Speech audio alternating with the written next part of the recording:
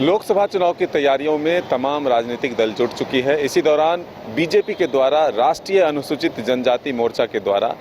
एक भव्य महासम्मेलन और बड़ा सम्मेलन का आयोजन किया जा रहा है, जिसमें देश के प्रधानमंत्री नरेंद्र मोदी भी शामिल हो सकते हैं। यह आयोजन राजधानी रांची की धरती पर 11 फरवरी को आयोजित की जानी है। इसको लेकर के राष्ट्रीय अनुसूचित जाति मोर्चा के प्रभारी आज प्रेस वार्ता कर यह जानकारी दिया कि लाखों की संख्या में अनुसूचित जनजाति के लोग इस महासम्मेलन में शामिल होंगे और प्रधानमंत्री के द्वारा इस समाज के लिए जो काम किए गए हैं उसको विस्तार से बताया जाएगा। प्रधानमंत्री को भी इस सम्मेलन में शामिल होने के लिए आमंत्रण दिया जाएगा और उम्मीद की जा रही है कि प्रधानमंत्री भी इस सम्मेलन में शामिल होंगे। इसी के साथ बड़ोदरा में भी यह सम्मेलन होने जा रहा है, यानी कि 2 जगहों में देश में अनुसूचित जनजाति मोर्चा के लोगों के द्वारा यह सम्मेलन आयोजित किया जाएगा, जिसमें अनुसूचित जनजाति समाज के लोगों को सम्मिलित कर उनके द्वारा यानी कि सरकार के द्वारा जो कामकाज किए गए हैं उनके विकास के लिए उसको विस्तार से बताया जाएगा। अब आने वाला वक्त बताता है कि ये कार्यक्रम कितना सफल होगा या फिर ये बताएगा कि प्रधानमंत्री नरेंद्र मोदी इस कार्यक्रम में शामिल होते हैं या नहीं। छत्तीसगढ़ के चुनाव ने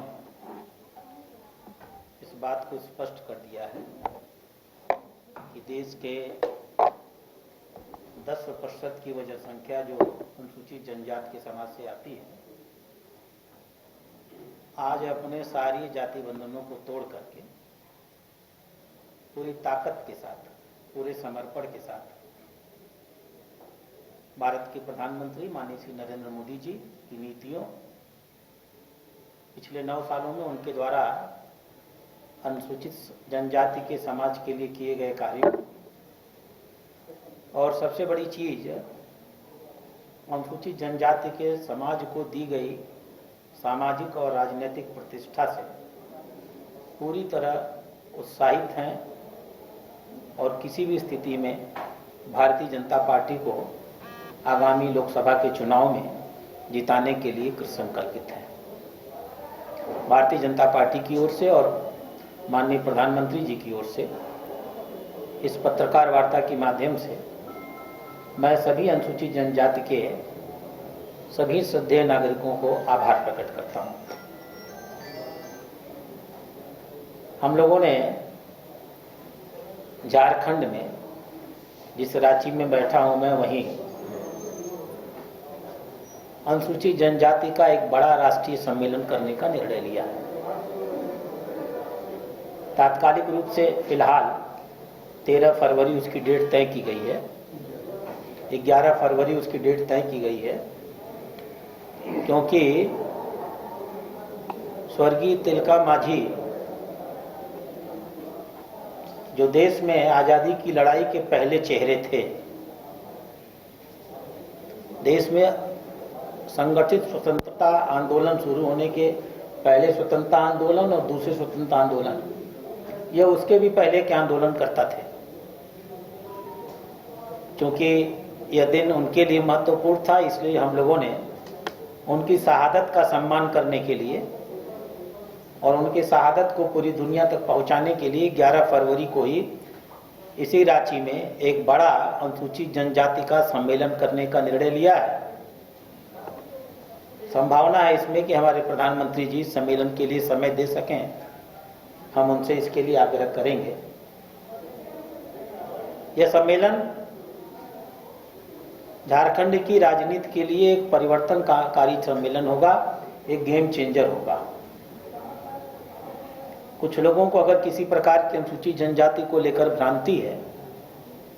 उनके मन में कुछ गलतफहमी है, अपनी लोकप्रियता को लेकर गलतफहमी है, उनका भ्रम टूट जाएगा। जातीय जनजातीय समाज अपनी ईमानदारी के लिए जाना जाता है, अपने सिद्धांतों के लिए जाना जाता है, राष्ट्र के प्रति अपने समर्पण के लिए जाना जाता है। यह सम्मेलन और उस सम्मेलन में आई हुई लाखों की जनसंख्या, मैं चुनौती के साथ कहता हूं, सम्मेलन में सिर्फ और सिर्फ अनुसूचित जनजाति के लोग होंगे। शेष समाज के लिए हम लोग अलग सम्मेलन करेंगे।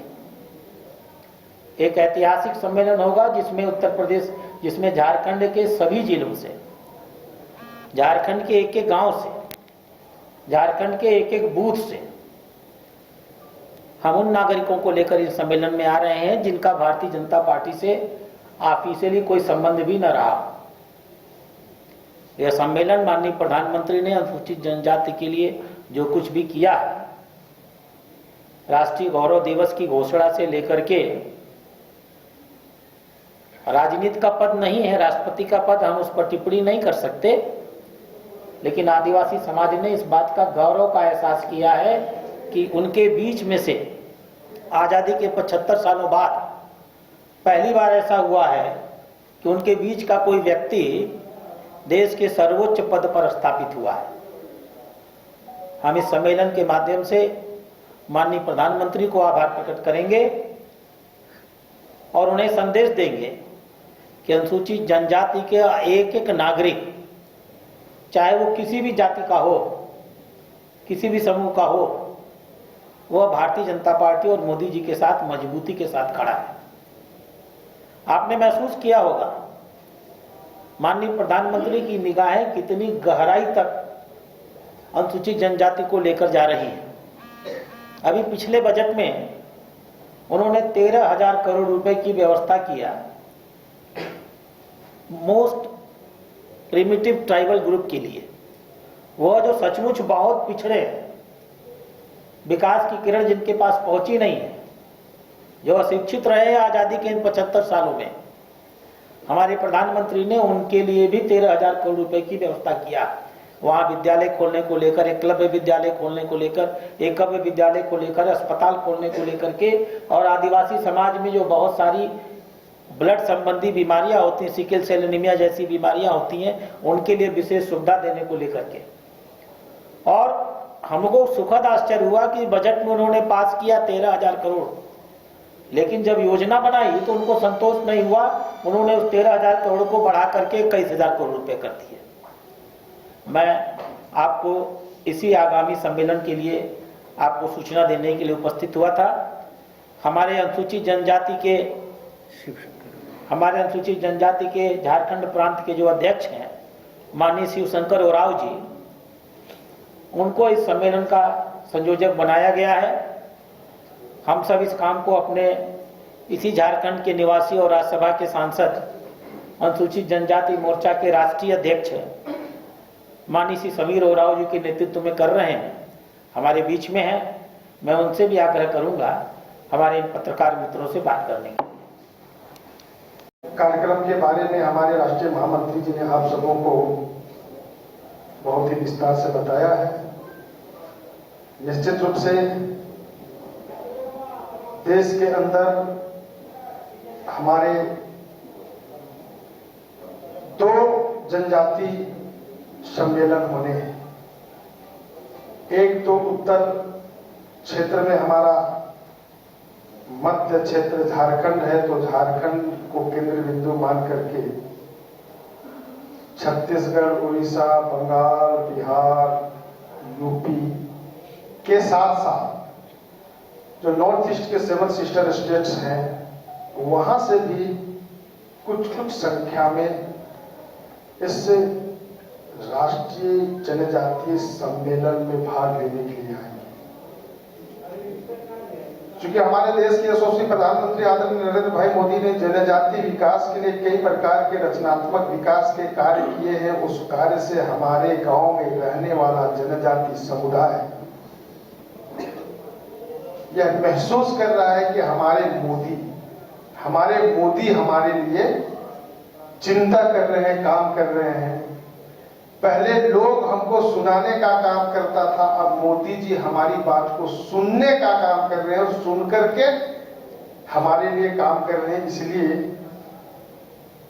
उनके सम्मेलन में जाना चाहिए, इस प्रकार से उनके सभा में उनकी बातों को सुनने जाना चाहिए। इस प्रकार से जो है एक जनजाति गांव से एक संवाद जब आने लगा, तब ये प्रकार के कार्यक्रम हमारा तय हुए हैं।